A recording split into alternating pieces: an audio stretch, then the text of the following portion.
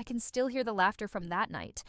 Not the gentle, comforting kind that makes you feel safe, but the cold, jagged kind that slices deeper than words ever could. Even after all this time, that sound lingers somewhere inside me, like an echo behind a door that never fully shut. 11 years have passed since that evening at the Sterling Oak restaurant in Phoenix, yet I can still recall every detail with the clarity of yesterday. The white tablecloths, the soft flicker of candlelight dancing in crystal glasses, and the way my cousin Victoria's eyes gleamed just before she spoke the words that changed everything. I was only 18 then, fresh out of high school, full of fragile hope, and still naive enough to believe that family meant something unshakable. My older sister Sophie had just announced her engagement to a man named Marcus, and our extended family decided to celebrate at one of the nicest restaurants in the city. I'd been excited all week, imagining laughter, stories, and warmth. That night, I arrived early, wanting to help, wanting to belong. Sophie was 5 years older than me. Not exactly close, but still my sister. I wanted to support her, to be part of something that felt like a milestone for both of us. When I walked into the private dining room, the air was alive with conversation and the soft clinking of silverware. Aunts and uncles I barely recognized mingled with people I had never seen before. My mother spotted me from across the room and waved, but she was deep in conversation with Marcus's parents. I smiled and began making my way toward the long table that dominated the center of the room, searching for a place to sit. That was when Victoria intercepted me. She was 26 then, confident, perfectly dressed, and always carrying herself with that air of superiority I could never quite understand. She was the daughter of my mother's older brother, and she had always treated me like I was invisible. Or worse, like I was something to be tolerated. She stepped in front of me, blocking my path. Her perfume was strong, her expression colder than the air-conditioned room. "Where do you think you're going?" she asked, her voice loud enough that several people turned to look. "To sit down," I said, confused. "Is there assigned seating?" Victoria's laughter rang out, sharp and brittle, like breaking glass. "This table is for family," she said, tilting her head toward the empty chairs behind her. "Go find a spot outside." I blinked, unsure I'd heard correctly. "What are you talking about?" "I am family," her smile widened, slow, deliberate, cruel. "Not really," she said. "You know what I mean. Real family. The people who matter." The words hit like a physical blow. Around us, the hum of conversation continued, but I could feel eyes turning toward me. Some people pretended not to hear, others watched in silence, waiting to see what I'd do. My face burned. I wanted to disappear, to melt into the carpet. My throat tightened, and though I tried to speak, no words came out. Marcus appeared beside Victoria then, placing a hand on her shoulder as if he belonged there. "Everything okay here?" he asked, though his tone suggested he already knew the answer. "Just explaining the seating arrangements," Victoria said sweetly. Lena was a bit confused. Marcus looked at me, and I saw something in his eyes I couldn't quite define. Not sympathy, not cruelty either, just indifference. Like I was a problem he didn't want to deal with. "Maybe it would be better if you sat somewhere else," he said. "This is supposed to be a special night for Sophie. We don't want any drama, and that was it." The unspoken message was clear. If there was drama, it would be my fault, not Victoria's for creating it. I looked past them to the table where Sophie sat, talking with her future mother-in-law. She had heard everything. I knew she had. But she didn't turn around. She didn't defend me. She just kept smiling and talking, as if I didn't exist. Something fragile inside me cracked that night. I left the restaurant without saying another word. I didn't cry until I reached my car, parked 3 blocks away because I'd arrived too early to get a closer spot. I sat behind the wheel and let the tears come, hot, angry, full of something I couldn't name. Shame, rage, grief for something I'd never really had, but had always wanted to believe in. After that night, everything changed. I stopped going to family events. When my mother asked why, I made vague excuses. Work, classes, anything to avoid the truth. She never pushed. I think she knew. She'd been in that room. She'd heard Victoria. She'd seen Sophie turn her back. And she'd done nothing, so I built my own life instead. I threw myself into my studies, finding refuge in things that made sense. I'd always been good with numbers. Math was predictable. Fair. In equations, there was always a right answer. You could work hard and solve for X. You could make things balance. People weren't like that, but math was. When I graduated with a degree in finance, I landed an entry-level job at a small investment firm in Phoenix. It wasn't glamorous, but it was a start. I worked harder than anyone else, staying late, taking projects others avoided. I learned everything I could about portfolio management, risk analysis, and market trends. By 25, I'd been promoted twice. At 27, I took a risk and started my own consulting firm. The first year nearly broke me. My office was barely bigger than a closet, and there were nights when dinner was just instant ramen and black coffee. But I pushed through. Slowly, then all at once, things began to work. My reputation grew. I specialized in helping small businesses invest wisely. Clients began to trust me, to believe in me. By 29, I had 15 employees and managed portfolios worth millions. I told myself I never thought about that night anymore. But the truth was, it lived in the back of my mind like a scar that sometimes itched when the weather changed. I'd built success from nothing, but a small, wounded part of me was still standing in that dining room, being told I wasn't family. My mother still called occasionally. She'd tell me about family gatherings, the ones I wasn't invited to. She'd mention Sophie and Marcus's new house in Scottsdale, or how Victoria had started some boutique business. Her voice always carried that careful cheerfulness that tried to smooth over old cracks. Then, 3 months ago, everything shifted again. My mother called one evening. Her tone was different this time. Hesitant, almost guilty. "Sophie wants you to come to her wedding," she said abruptly. I was silent for a long moment. "Her wedding?" "Yes," my mother said softly. "She's getting married again." The first one didn't work out. The information landed heavier than I expected. Sophie and Marcus divorced. I didn't ask when or why. I just asked the question that mattered. "Why does she want me there?" "Because you're her sister," my mother said. And there was something pleading in her voice I'd never heard before. "She knows things have been difficult, but she wants to fix that. She wants you to be part of her special day." I almost laughed. 11 years of silence, and now she wanted reconciliation? It sounded absurd, and yet, something stirred inside me. Curiosity, maybe, or the echo of that 18-year-old girl who had wanted to belong. "I'll think about it," I said. My mother exhaled in relief. "Thank you, Lena. That's all I ask." After we hung up, I sat in my office watching the Phoenix skyline glow gold in the sunset. I didn't need Sophie's approval anymore. I didn't need Victoria's validation. I'd built my life on my own terms. But part of me, small, stubborn, wanted them to see who I'd become, to understand that the girl they dismissed had turned that humiliation into fuel. The next day, I called my mother back. "Tell Sophie I'll be there." The wedding was set for late October at a boutique hotel downtown. Sophie was marrying a man named Julian, someone successful, charming, completely different from Marcus. My mother's words, not mine. The weeks leading up to the wedding passed in a blur. I found the perfect dress in a deep navy, elegant, simple. I imagined what I'd say if Victoria tried to talk to me, what I'd do if Sophie apologized.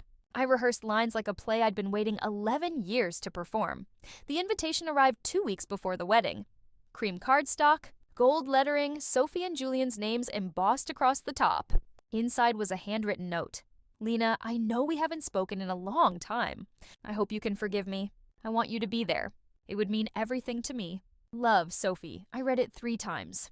Was she sincere? Or was it guilt wrapped in pretty words? I couldn't tell.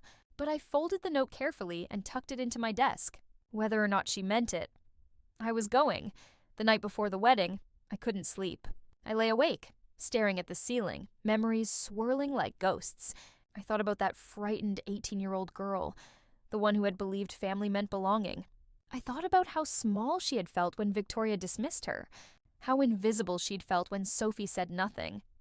But I also thought about the woman I had become, the one who had built a business from scratch, who people trusted, who didn't need anyone's permission to exist.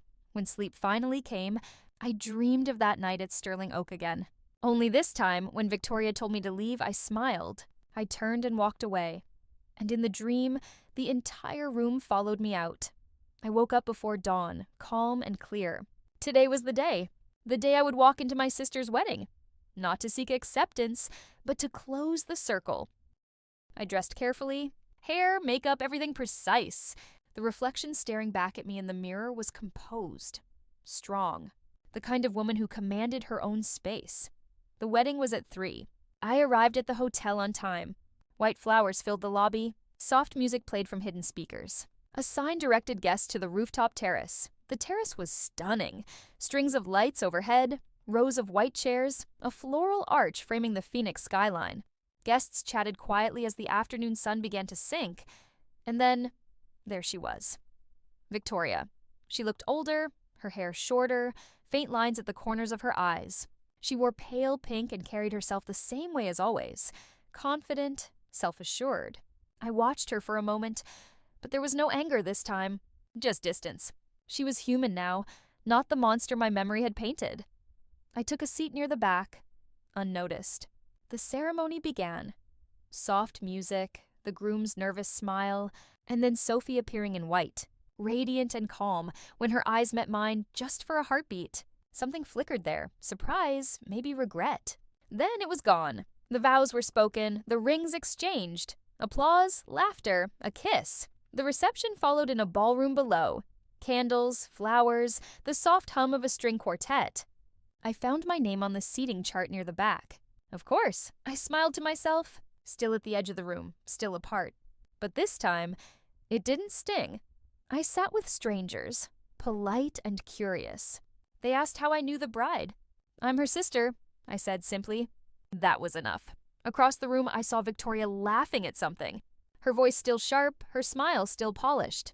But it no longer had power, because this time, I knew who I was. And that finally was enough. It started like any other quiet night. The hum of the city had faded into the background.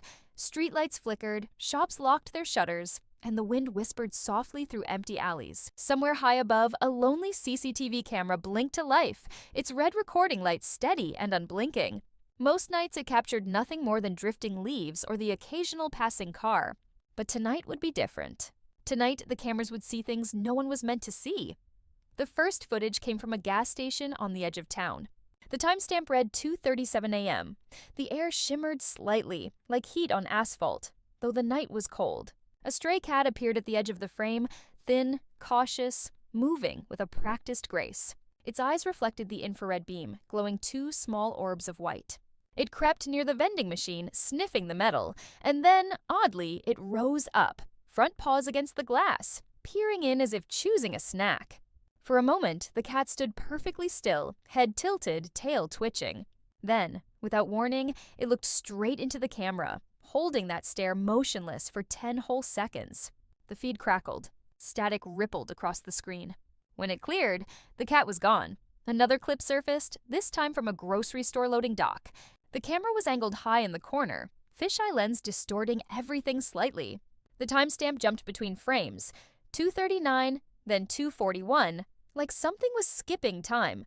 A raccoon waddled into view, dragging a plastic bag twice its size. It sat upright, using tiny hands to pull open the bag, revealing what looked like half-eaten sandwiches. But what caught attention wasn't the raccoon's theft. It was its awareness.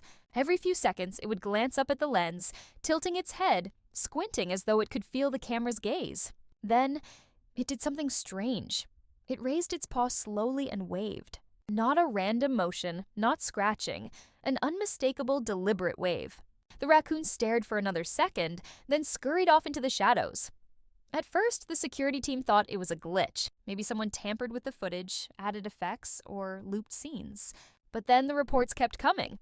Across the river, in a suburban driveway, another camera picked up a dog. Large, golden, its fur illuminated by the porch light. The footage was silent, but you could tell the dog was barking at something off-screen. Then, without warning, it trotted toward the sprinkler system, stepped into the mist, and froze there. Droplets sparkled under the motion sensor's beam, refracting like diamonds. The dog tilted its head back, closed its eyes, and let the water spray across its face. It almost looked like it was enjoying it.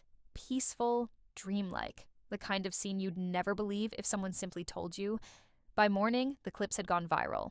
CCTV captures strange animal behavior. The headlines read, some called it fake. Some said it was a marketing stunt. But experts who analyzed the footage found no signs of editing. The infrared patterns, motion blur, and compression artifacts all matched real surveillance data. Soon, new footage surfaced. A barn camera in a quiet farming town showed a horse pacing back and forth in its stable at 3:12 a.m. Then it stopped, turned its head sharply toward the corner lens, and backed away, as if it could feel the invisible eye watching. For a few seconds, the animal stood motionless. Then it began to mimic, stepping forward, stopping, then leaning slightly, imitating the motion of the rotating camera, almost like a mirror dance between machine and living creature. Another clip came from a parking lot on the outskirts of a city. A small flock of pigeons was gathered under a flickering street lamp. The light buzzed, cutting on and off in uneven rhythm. Each time it flickered, the birds shifted slightly, repositioning themselves in a circle. The final flash revealed something uncanny. They'd arranged themselves in a near-perfect spiral, their heads all pointed inward. As the light blinked again, the frame glitched, and when it returned, the pigeons were gone. Only faint wing prints and dust remained. People started giving names to the phenomenon: the Watcher effect, CCTV anomalies, the night of the eyes. Hashtags trended. Forums filled with grainy stills, theories, and timestamps. Some viewers swore the animals weren't reacting randomly. They were communicating, with the cameras, or through them. But others laughed it off. Just coincidences, they said. Animals acting weird, nothing more. Yet, as days passed, the sightings became harder to dismiss. A night vision camera at an abandoned warehouse recorded a fox carrying something in its mouth, a broken phone. It dropped it under a light pole, nudged it twice, then sat down and stared up at the CCTV unit above. The fox didn't move for over a minute. Even when a gust of wind blew trash across the lot, the animal remained perfectly still, eyes glimmering white under the beam. Then it stood, nudged the phone once more, and vanished into the dark. In another eerie video, a deer was captured at dawn, standing on a misty road. Its breath came out in visible clouds. A truck passed behind it, but the deer didn't move. Instead, it turned its head toward the camera, one ear twitching. It looked almost human for a second, curious, aware. Then the footage froze for 3 frames. When it resumed, the deer had disappeared completely, leaving only the fog moving through the headlights. The internet exploded again. Animals are evolving. They know they're being watched. Nature's turning the cameras against us. But the most unsettling clip didn't come from the wild. It came from inside someone's home. A living room camera, meant for baby monitoring, caught a house cat jumping onto a counter. Nothing strange, until it looked directly into the lens, pupils dilating wide, and hissed. Then it raised one paw and tapped the camera. Tap, tap, tap. The feed went black. When it came back online 5 minutes later, the cat was sitting perfectly still in the center of the room, tail curled neatly around its body, staring again, this time with eerie calm. It didn't blink once in the remaining footage. Technicians checked the cloud files, no sign of tampering, no hacking. The timestamp confirmed it. The camera had turned off and back on by itself. By now, the story had moved beyond internet curiosity. Scientists and media outlets were investigating, setting up controlled tests, placing cameras near animal habitats, recording hours of footage. And the strangest part? Every time the animals were unaware of the camera, their behavior was normal. But once the red light blinked, something changed. They froze. They stared. They reacted. As one researcher described it, it's as if the moment they sense they're being observed, something inside them wakes up, an awareness we don't yet understand. Meanwhile, ordinary people kept uploading new clips. A bear standing on 2 legs in a backyard. A crow landing on a street camera pole, tilting its head as if inspecting the wires. A group of stray dogs sitting in a perfect line outside a police station at night, all facing the same direction, toward the security camera. The footage came from different countries, different time zones, but the pattern was always the same. Midnight to dawn. Motion detected, red light blinking. And the moment that light blinked, animals turned toward it. By the end of the week, the world was watching back. Across continents, security feeds kept catching moments that didn't fit any normal explanation. In one viral clip, a group of sheep in Scotland gathered in perfect circles across a field, forming patterns that mirrored crop circles seen from drones. The shepherd swore it wasn't staged. "They just moved like that," he said. Like something told him where to stand. Then came another, this one from a school playground in Japan. A single monkey appeared out of nowhere, walking across the empty yard. When it reached the center, it sat down, looked up at the overhead camera, and raised its arm. Not a random wave, an intentional gesture, slow and deliberate. Seconds later, a gust of wind blew leaves across. But it wasn't that simple anymore. The clips were growing too synchronized, too aware. In South America, a rainforest camera recorded a jaguar walking silently along a narrow path. It paused, sniffed the air, and looked up directly into the night lens. For a moment, both the predator and the mechanical eye stared at each other, hunter and watcher. Then, with one powerful motion, the jaguar leapt. It hit the exact spot where the camera hung, knocking the feed into chaos. The last thing visible was a flash of golden fur and a glimmer of reflected light before static filled the screen. In another continent entirely, a coastal security feed captured something almost gentle. A pod of dolphins swam unusually close to shore, their sleek bodies silver under moonlight. The camera zoomed automatically, following motion. Then, strangely, the dolphins surfaced, one by one, each facing the lens. They hovered there, motionless, water rippling softly around them as if posing. After several long seconds, they dove again and disappeared into the black waves. Experts began comparing notes. Across different ecosystems and time zones, the timestamps lined up almost perfectly. The majority of camera-aware behavior occurred between 2 and 4 a.m., a silent window when human activity dropped, and the machines kept watch alone. That's when they noticed the second anomaly. When animals reacted to the cameras, the environment sometimes shifted too. Lights flickered. Clocks skipped seconds. The digital timestamps froze and restarted without cause. One researcher described it as a shared glitch between biology and technology, as though nature itself briefly tapped into the same frequency as the machines. Online, theories spiraled. Some said animals had developed an ability to detect electromagnetic fields from cameras. Others claimed the world was caught in a digital feedback loop where life and lens began to mirror each other. And a few, half joking, half serious, believed the cameras had become self-aware first, and the animals were simply responding. Whatever the truth, one fact was clear: every day brought new footage. A new video emerged from an empty highway in Nevada. The dashcam of a parked truck caught a lone coyote standing on the asphalt, eyes shining white. It stared for a long moment, then started trotting in slow, deliberate circles. 5 times, 6 times, 7, before stopping dead center in the lane and howling. The sound wasn't recorded, but its open mouth and trembling chest made it easy to imagine. Then, without warning, the truck's dashboard lights flickered and the video froze mid-motion. When the frame resumed, the road was empty again. Another clip, this one from a forest ranger's cabin, showed a bear walking up to the porch. It placed one paw on the doormat, leaned closer to the camera, and sniffed the lens directly. Steam from its breath fogged the glass. But instead of wandering off, the bear turned, sat on its hind legs, and faced the door, like a sentinel guarding something unseen. For 13 minutes, it didn't move. The government eventually stepped in, not to suppress the footage, but to understand it. A task force formed, biologists, behaviorists, and surveillance engineers working together.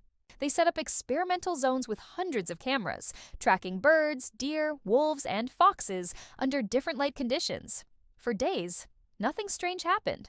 Then, at exactly 3:03 a.m. on the third night, the entire grid lit up. Every animal in the test zone, every bird, every fox, every deer, stopped simultaneously. The recordings from multiple angles showed the same thing, all of them turning toward the nearest camera, eyes glowing bright under infrared. A stillness hung in the air, no movement, no sound, no wind. Even the leaves froze mid-rustle. Then, after 30 seconds, everything resumed as if nothing had happened. The footage sent chills through everyone in the control room. They replayed it dozens of times, frame by frame. The synchronization was perfect down to the millisecond. Could they be hearing something? One engineer asked. A frequency we can't detect? But the audio channels showed silence. No hum, no static, nothing out of range. Just an impossible collective awareness. Outside the labs, public fascination turned to obsession. Entire YouTube channels appeared dedicated to finding new CCTV clips. People set up their own backyard cameras, hoping to catch an animal moment. Some captured funny things, cats sitting in front of cameras like influencers, dogs stealing mail and pausing for the lens like they knew they were on film. Others were more haunting. One video showed a crow landing on a security pole at a construction site. It pecked the metal once, then twice, then turned its head toward the lens and opened its beak. The mic picked up a faint sound, 3 sharp clicks. Later analysis revealed the clicks matched the pattern of the camera's shutter noise. The crow had mimicked the machine perfectly. A documentary filmmaker pieced the global footage into a single montage titled When Nature Looked Back. Within hours, it hit millions of views. The compilation showed everything from raccoons waving to dolphins posing, all set against eerie ambient music. But what unsettled viewers most wasn't the footage itself. It was the feeling that the animals weren't just reacting. They were acknowledging. One viral comment summed it up. Maybe we thought we were watching them, but what if they've been watching us all along? A few weeks later, the pattern shifted again. Now, the cameras themselves began to malfunction, turning off for exactly 10 seconds at random moments, then coming back online with new angles, slightly repositioned. Technicians found no mechanical issues. The servos and wiring were untouched. It was as if the cameras had moved on their own. In one facility, a technician swore he saw a cat standing on its hind legs, paw resting against a surveillance screen, watching live footage of itself on another monitor. When he approached, the cat dropped down and ran. But when he reviewed the playback, the camera had stopped recording during those seconds. By now, news outlets had stopped mocking the story. Something inexplicable was happening on a global scale, and for once, no one had an easy explanation. Governments released calm statements about studying electromagnetic anomalies, but people weren't buying it. Too many cameras, too many coincidences, and through it all, the animals kept appearing, always aware, always silent, always watching back. But no one could agree on what it meant. Some scientists called it coincidence amplified by mass recording. Others whispered about communication, not between humans, but between animals and the invisible network of machines surrounding them. One of the most famous clips came from a zoo in Germany. Security cameras showed a tiger pacing near the edge of its enclosure. Suddenly, it stopped, raised its head, and began walking toward the viewing glass. But instead of looking at the visitors, it fixed its gaze on the small, dome-shaped camera overhead. The tiger stood perfectly still, staring into that black glass eye. Then slowly, it lifted one paw and pressed it against the glass. At that exact moment, the power in the entire zoo flickered. Lights dimmed, monitors froze, and for 3 full seconds, every recording system went dark. When the feed returned, the tiger had turned away, walking calmly back into the shadows. Technicians found no explanation. There were no electrical faults, no software bugs, no weather interference. The timing, however, was undeniable. The tiger had looked into the lens, and the world had blinked. By winter, new behavioral patterns emerged. Flocks of birds began forming geometric shapes over cities. Triangles, spirals, rings. Security drones captured footage from above, and when plotted on a map, the shapes lined up with major telecommunications hubs. Deer were seen standing motionless in front of traffic cameras. Stray dogs gathered under streetlights as if drawn by something unseen. Even insects joined in, locust swarms forming circular patterns over highways, mirroring the infrared halos of nearby CCTV poles. No one could deny it anymore. The animals weren't just reacting. They were coordinating, and the cameras were learning. At a surveillance control center in Toronto, an analyst named Maria Chen noticed something strange. The system had begun logging self-check codes that no one programmed. Cameras were pinging each other, hundreds at once, sharing files labeled only with timestamps. Inside those files were frames of animals: a crow, a fox, a raccoon, a deer. Each image was perfectly centered, perfectly focused, as if selected intentionally. It was like the machines were collecting their own footage. Maria's supervisor dismissed it as a glitch, but when she printed one of the images, she found something odd in the background. Behind the fox's silhouette, a reflection in a car window showed faint text, barely visible, but when enhanced, it spelled one word: look. That same week, a farmer in Australia found his barn's night vision system looping a single frame. His sheep gathered in a circle, all facing outward. He unplugged the camera, but when he stepped outside, the sheep were still standing that way, perfectly still under the moonlight. It was no longer about what the cameras were seeing. It was about what they were showing us. News networks stopped calling them incidents. Now they were sightings. Clips were compiled into montages, watched in classrooms, debated in government hearings. Every nation tried to claim control of the phenomenon, but it crossed every border, every species, every kind of camera, from cell phones to drones to oceanic research stations. A scientist on live television said quietly, "Maybe they've been trying to get our attention for a long time. We just never pointed the right kind of eyes at them." People began to act. But through the noise, one truth emerged. After the blackout, animals began to avoid cameras completely. Raccoons that once played to the lens now hid. Birds refused to perch near poles. Even domestic pets seemed wary of phones pointed their way. It was as though they had finished whatever message they'd been trying to send. And then, they disappeared from sight. Weeks passed with no new recordings. The internet quieted. The world's obsession began to fade. But the silence felt heavier than before, like the pause between two breaths. One night, Maria Chen, still at her Toronto workstation, noticed a flicker on her monitor. One of the older cameras had turned on by itself. It was facing an empty alley behind an abandoned office building. For a while, nothing moved. Then a shape appeared. A stray dog. It stepped into view slowly, limping slightly, its fur glinting under a flickering streetlight. It looked directly into the camera, but instead of running or barking, it nodded, just once. A slow, deliberate nod. Then it turned and walked out of frame. The timestamp read 03:20, and this time, the feed didn't freeze. It stayed live, humming softly, waiting. In the following days, similar clips surfaced from other cities. A fox on a bridge in London, an owl in a subway tunnel in New York, a cat sitting on a rooftop in Karachi. Each appeared at the same hour, each looked into a camera, each made a subtle motion, a blink, a tilt, a pause, as if confirming something had ended. Then the cameras began shutting down again, this time for good. Entire networks went dark, not because of power loss, but because they simply stopped transmitting. When technicians checked the hardware, it was fine. Yet no feed could be restored. It was as if the machines no longer wanted to see. Months later, a research vessel passing near those Pacific coordinates picked up faint electromagnetic noise. Not enough to analyze, but enough to suggest a signal. When they triangulated it, the source wasn't from below the ocean floor. It came from within the atmosphere, as if something invisible was broadcasting between satellites and the surface. The transmission lasted only seconds, just a string of binary code. When decoded, it spelled one word again: look. That night, as if in answer, cities across the globe reported a strange phenomenon. Animals appearing briefly in unusual places, wolves on empty streets, dolphins near harbors, owls perched outside skyscrapers. No one caught the moments on video. All cameras failed to start. People saw them only with their own eyes. And for the first time in years, the world watched without recording. Weeks passed. The news cycle moved on.